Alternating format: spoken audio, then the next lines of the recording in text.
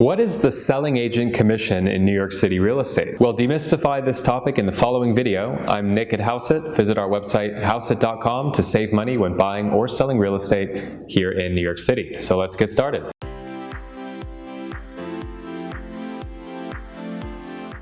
The selling agent commission is the fee that is payable to the agent that brings the buyer for a home sale. The selling agent commission is typically 3% of the contract or sale price. So who is the selling agent? The selling agent is also known as the buyer's agent, although the selling agent can also be the listing agent if she or he finds a direct buyer, meaning no buyer's agent is involved in the deal. When a seller's agent finds a direct buyer and represents both the buyer and the seller, the agent is considered to be operating under a dual agency arrangement. The term selling agent isn't widely used due to its confusing nature, and instead the terms listing agent, seller's agent, and buyer's agent are more commonly used here in New York City. What is the typical selling agent commission? The typical selling agent commission ranges from 2.5% to 3% here in New York City. Selling agent commission rates vary by neighborhood, and while it's possible to see selling agent commission rates below 2.5% anywhere in the city, you're more likely to see higher selling agent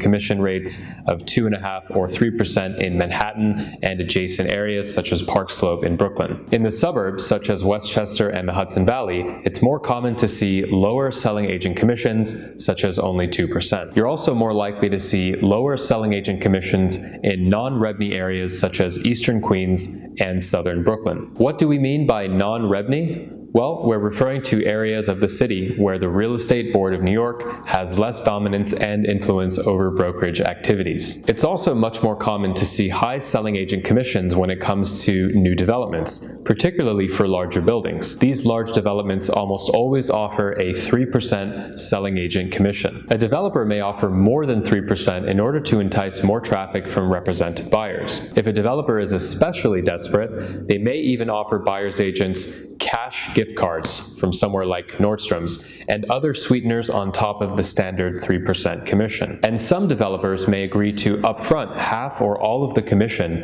at the time a contract is signed, instead of making the broker wait until closing, as is customary. Can you increase the selling agent commission later? Yes, you can increase the selling agent commission later if you didn't offer a market rate level of compensation to begin with. However, it's much better to offer a full selling agent commission from the outset, right when you first list. That's because many buyer's agents will only see a listing once when it's first listed, typically through email notifications from search alerts that they have saved for clients. If the listing doesn't have a fair level of compensation being offered, the buyer's agent is likely to ignore that listing going forward. They certainly won't prioritize it with their buyer clients. Now, this means that they won't ever think to click back on the listing and look up the selling agent commission to see if it's changed.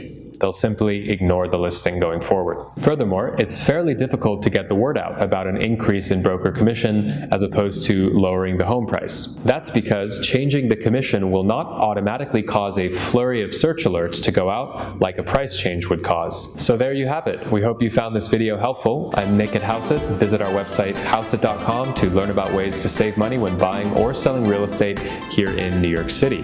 And if you like this video, do us a favor, hit like, subscribe, leave us a comment. We greatly appreciate it, and we hope to see you on the next one.